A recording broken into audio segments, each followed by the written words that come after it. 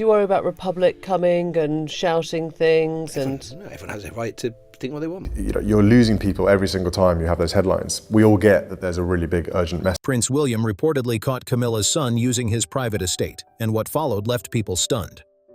The British royal family has always kept its secrets tucked behind massive gates and polished walls. On the surface, everything looks calm.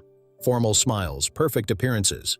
But behind that image, there are quiet conversations, tense moments, and decisions that never reach the public. Still, every now and then, something slips out. An insider talks, a staff member shares too much, and suddenly the truth starts moving fast. Faster than anyone inside Buckingham Palace can control. Right now, something like that is spreading, and people can't stop talking about it. It didn't explode overnight. It started quietly, the way these stories usually do, hidden behind official appearances and carefully worded statements. But those paying close attention, especially people near the inner circle, began noticing small changes. Over time, those small details started adding up into something bigger. This situation isn't just gossip, it touches on inheritance, loyalty, and unresolved history that the monarchy has never fully put behind it. At the center of everything is a property, a major piece of royal real estate, and it connects Prince William and Camilla's son in a way that already has people raising eyebrows. Those are two names that don't naturally sit well together, and that alone has people watching closely. But before getting into what is allegedly happening now, there's a deeper story to understand. Nothing in the royal family happens without history behind it, and this situation goes back further than most expect. The past isn't just background here, it's the reason this situation carries so much weight today. September 8, 2022 changed everything. Queen Elizabeth II passed away at Balmoral Castle in Scotland, ending a reign that lasted 70 years. That moment didn't just mark the end of an era, it triggered a massive shift inside the monarchy. The nation mourned, the world watched, and behind palace doors, things began to move. Titles changed, responsibilities shifted, and property, especially private property, became a quiet but serious topic of discussion. Most people recognize the major royal residences: Buckingham Palace, Windsor Castle, and the Palace of Holyrood House in Edinburgh. These aren't personal assets. They belong to the crown, meaning they automatically pass from one monarch to the next. No individual can sell them, claim them privately, or make personal decisions about their future. In every meaningful way, they belong to the nation. But alongside those official residences exists a different category: private estates. These are homes owned personally by members of the royal family, either purchased with private funds or passed down through family lines. These properties follow completely different rules, and it's in this quieter space, away from public attention, where some of the most important and sensitive decisions are made. When the Queen passed away, two of the most significant private estates, Sandringham House in Norfolk and Balmoral Castle in Scotland, went directly to King Charles III. This was expected. Both estates had been part of the family's private holdings for generations. Sandringham, in particular, carries deep personal meaning. Bought in 1862 during Queen Victoria's reign, it started as a private retreat for the Prince of Wales. Over time, it became something more. King George VI spent his final days there in 1952, and Queen Elizabeth II returned to it year after year. Many believed it was the place she felt most at home. So when Charles inherited both estates, there was no surprise. That transition happened smoothly. What caught more attention, especially among those close to the situation, was what happened next. Specifically, the future of Highgrove. Highgrove House sits in the Gloucestershire countryside, surrounded by around 900 acres of farmland and carefully designed gardens. The house itself is elegant but not excessive. What truly stands out is the land. The gardens shaped over decades into a reflection of a very personal vision focused on organic farming and environmental care. Highgrove is closely tied to Charles. He bought it in 1980, the same year his engagement to Lady Diana Spencer was announced. At the time, it was meant to be a country home for a young couple preparing for a future at the center of the monarchy. The property was purchased from the estate of Maurice Macmillan for about £800,000. The purchase was made through the Duchy of Cornwall, a historic estate that provides private income to the Prince of Wales. This estate does not belong to the Crown. It belongs to whoever holds the title of Prince of Wales. That detail would later become extremely important. In September 2022, when Charles became king, he automatically stopped being the Duke of Cornwall. That title, along with control of the duchy and its assets, passed directly to Prince William. This wasn't a personal decision or a gift. It was a legal process that has been followed for centuries. That shift included Highgrove, and while the legal side was clear, the emotional side was not. Charles had spent over 40 years shaping that estate. The gardens, especially, were deeply personal to him. In a past interview, he even described it as my own little paradise, a place where he could express his long-held views about nature and sustainability. Letting go of that kind of connection wasn't simple. Behind the scenes, there were quiet discussions about what would happen next. People close to Charles suggest that, even if it was never formally stated, there was a clear expectation.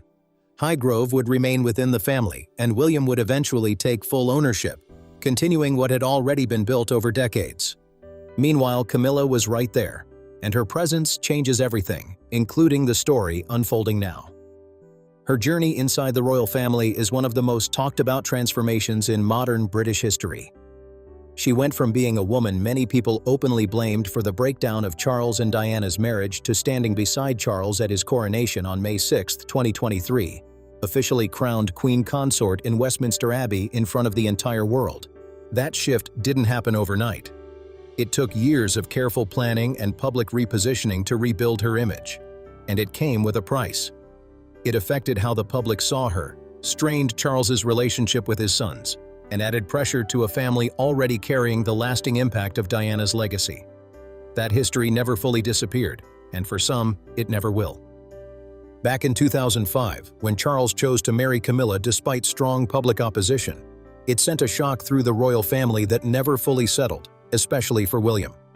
He was 22 at the time, old enough to understand what had happened between his parents and to remember the pain surrounding it. Accepting Camilla into his father's life was not simple. Publicly, he handled it with control. He remained polite, appeared at events, and presented unity. But politeness and trust are not the same thing. There was one area where William's caution around Camilla became especially clear to those paying close attention. That was royal property, not just buildings, but legacy.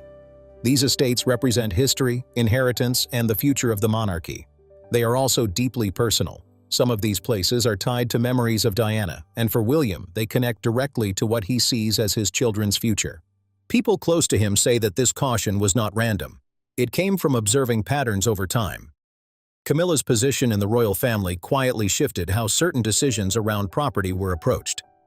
In 2020, reports surfaced that Charles had purchased Ray Mill House in Wiltshire for Camilla. It gave her a private retreat, separate from official royal residences. To some, it looked like loyalty. To others, it raised questions. Critics pointed out that money connected to royal resources had been used to secure a property for someone whose role had once been heavily debated. It also showed how arrangements could be made outside traditional inheritance structures. Camilla's son, Tom Parker Bowles, had long been part of this complicated situation. Professionally, he built a career as a food writer and critic, known for being well-spoken and socially confident. But his position around the royal family has always been unclear. He is not a working royal, yet he is not entirely separate either. He attends events, moves within those circles, and has access to environments most people never see. What stands out is not what the public saw, but what insiders began to notice. Over time, Tom appeared increasingly comfortable in spaces that were not officially his. It wasn't sudden. It developed gradually, in a way that didn't immediately raise alarms but didn't go unnoticed either. Inside royal estates, patterns matter. Staff observe everything. And for someone like Prince William, who is known to understand the details of ownership, structure, and history, even small shifts stand out. Nothing in that system is sluchiny, and nothing is ignored for long. Tom had always carried himself with ease in elite environments. Even before Camilla became Queen Consort, he moved through high-level social spaces with confidence. But royal properties operate differently. These are not just homes. They are governed by tradition, hierarchy, and clear boundaries. The people familiar with that system notice who belongs, who is invited, and who begins to act like they belong without formal approval. By late 2023, certain members of the royal household staff reportedly started to pick up on exactly that kind of behavior. The property at the center of attention is not one of the famous public landmarks. It is not Buckingham Palace or a ceremonial residence seen on postcards. It is one of those quieter estates, known to exist but rarely discussed publicly. These properties follow strict traditions. They are passed down to the rightful heirs, and access is controlled. Living in or regularly using them without clear approval is not how the system works. This is not just custom. It is backed by legal structure. Under the Duchy of Cornwall framework, all land and property tied to the duchy belongs to the Prince of Wales. When that title transferred to William in September 2022, control over those assets transferred fully with it. That process is automatic. It cannot be quietly adjusted or informally changed, no matter how close someone is to the king. William understood the weight of that responsibility. After taking on the role, he worked closely with legal and financial teams connected to the duchy to understand exactly what was now under his control. The scale is massive. The duchy covers around 135,000 acres across 23 counties, including everything from city properties in London to farmland in Cornwall and the Isles of Scilly. The income generated from those holdings reaches tens of millions of pounds each year. Managing that is not symbolic. It is a serious responsibility, and William made it clear he intended to handle it carefully and directly. Then another factor entered the picture. In February 2024, King Charles's cancer diagnosis introduced uncertainty. While he continued his duties, decisions about estates and long-term planning became more sensitive. During that time, Camilla's role behind the scenes appeared to grow stronger. She developed a reputation for being strategic, understanding which decisions should be visible and which should remain private. Her connection to Highgrove became a clear example of that balance. During this period, Camilla continued to spend time at Highgrove. Her presence there remained consistent, and from the outside, it appeared as though the transition of the duchy to William had not significantly changed her access. Staff noted that daily routines at the estate stayed very similar to how things operated when Charles was still Prince of Wales. At first, no one paid much attention to the idea that her son might also be part of those routines. Tom Parker Bowles was seen near Highgrove multiple times throughout 2025 and into 2026. On its own, that did not seem unusual. He is the Queen's son after all. But according to accounts that quietly circulated among staff, something about the pattern stood out. In December 2025, a long-serving member of the household reportedly mentioned in conversation that Mr. Parker Bowles had been seen on the grounds several times when neither the king nor the Queen was present. The response, as it was later repeated within the household, was simple and raised more questions than answers. The colleague reportedly said, "He comes when she tells him he can." That one sentence, small as it sounded, landed very differently depending on who heard it. By January 2026, it had reached someone outside the staff circle. It reached a member of William's inner circle, someone far closer than any palace official. The person who told William was not a courtier or aide. It was a trusted friend from his Sandhurst days, part of a tight group he has kept close for years. The conversation happened over dinner at Adelaide Cottage, the Windsor home where William and Princess Catherine live with their children after leaving Kensington Palace in 2022. It was a quiet evening in early December, exactly the kind of setting William prefers. Away from cameras, away from formal pressure. His friend placed his glass down and said, "There's something you should probably know. It might be nothing, but I thought you should hear it from me first." William listened without interrupting. People who know him say that is one of his strongest habits. He lets everything be said before reacting. When his friend finished, there was a pause that stretched longer than expected. Then William asked one question. "How many times?" "More than a few," came the reply. "And not just passing through." And that was the end of it for that night, but it was enough. William did not react immediately. That is not how he operates. He does not move on impulse. He observes, gathers information, and waits until he is certain of what he is dealing with before taking action. Those close to him say this approach comes from experience. He grew up watching what happens when decisions are driven by emotion instead of control. He saw the breakdown of his parents' marriage play out publicly. He saw private pain become headlines. He understands the cost of acting too quickly. He also remembers the long-term impact of moments like his mother's 1995 BBC interview, something she later admitted came from deep personal pain rather than careful planning. That moment changed the monarchy in ways that are still felt. By early February, Princess Catherine had completed her cancer treatment and returned to her duties. That brought relief, but not complete ease. Anyone who has been through that situation knows the concern does not disappear overnight. William remained watchful, balancing family and responsibility at the same time. At the same time, King Charles's health was becoming harder to ignore. Public appearances were reduced. Responsibilities were being shared more often. While nothing was being said directly, the question was present in everyone's mind. What happens next, and how soon? For William, that made everything tied to inheritance feel more immediate, not theoretical, but real and close. During this period, Camilla had settled fully into her role as queen. Publicly, everything looked steady. She attended events, maintained a composed image, and avoided controversy. But privately, those who knew her described someone more flexible about boundaries than she appeared. Her son Tom reflected a similar attitude. When asked about royal estates, he once described them as places of real peace. Honestly, the kind of places where you just feel like time slows down. Most people heard a casual remark. Insiders heard something else. They heard familiarity. Around the same time, two separate staff members connected to the Highgrove estate shared quiet observations with colleagues they trusted. Both said that Tom Parker Bowles had been on the grounds multiple times over a 4-month period without the king or queen being present. One of those visits reportedly included staying overnight. These were not formal complaints. No official report was filed. But in a system where structure matters, even observations carry weight. Everyone inside that system knew one thing clearly. The Duchy of Cornwall and its properties were now under William's authority. That fact alone made the situation sensitive. There was one question that stayed unspoken but unavoidable. Had William been informed? And if not, who decided he did not need to be? That question did not stay quiet for long. The answer came through something routine. A senior member of the Duchy of Cornwall's estate management team was conducting a standard review of property usage logs. These checks happen regularly and are usually nothing more than administrative work. But this time, something stood out.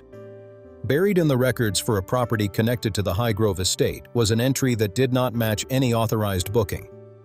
Internal systems showed that the property had been used overnight on a date when no royal family member was scheduled to be there. The booking was traced through internal communications. The name attached to it was not a royal and not an officially approved guest through the Duke of Cornwall's office. It was Tom Parker Bowles. The estate manager followed protocol and flagged the discrepancy. A note was sent to the Duchy's principal private secretary asking a simple question. Had this visit been authorized by the Duke's office? And if so, under what terms? The reply that came back raised even more concern. It did not come from William's office. It came from a member of the Queen's household staff, stating that the arrangement had been made with the Queen's knowledge and did not require further attention. That response created a problem. Highgrove and its associated properties fall under William's authority, not the Queen's.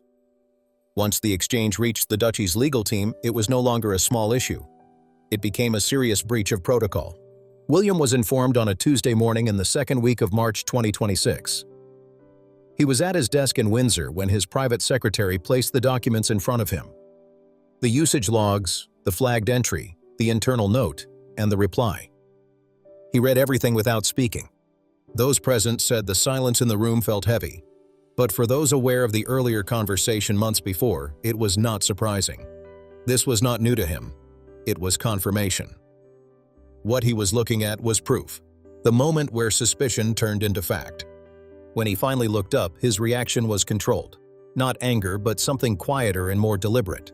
The expression of someone who had expected this and now had to act. "Who else has seen this?" he asked.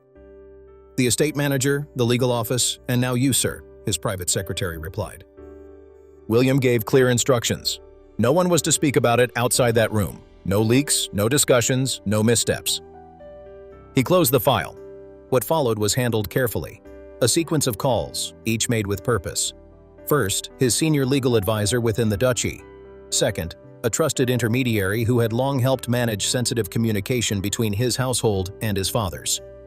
The third call mattered most. It was to King Charles. That conversation remains private. No one outside the two of them can fully confirm what was said. But those close to both sides understand the tone. It was not quick, and it was not easy. Charles did not dismiss the issue. He did not treat it as minor or administrative. He understood the implications. At the same time, he was in a difficult position. His health was limited. The authorization had come through his wife's household, and Tom Parker Bowles is his stepson. Someone he has known for decades. According to accounts shared quietly afterward, Charles acknowledged the situation directly.